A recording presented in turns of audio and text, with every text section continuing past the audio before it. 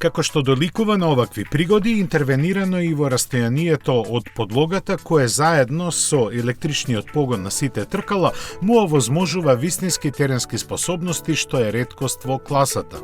Тоа е постигнато благодарение на хибридната технологија од четвртата генерација, која испорачува 116 конски сили.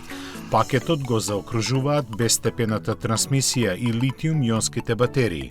Дизајнерски гледано, овој модел е нешто сосема ново во гамата на јапонскиот производител. Ке се најдат сличности и со Јарис и со останатите кросовери, но сепак неговите линии се уникатни.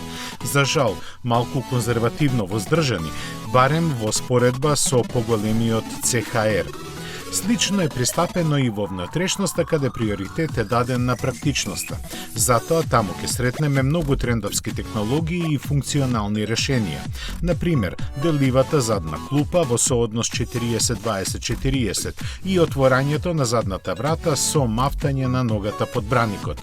Багажникот пак, кој има зафатнина од 390 литри, е дводелен и опремен со каиши за прицврстување на товар, што посебно ќе им се допадне на оние кои практикуваат активно да го поминуваат слободното време во природата.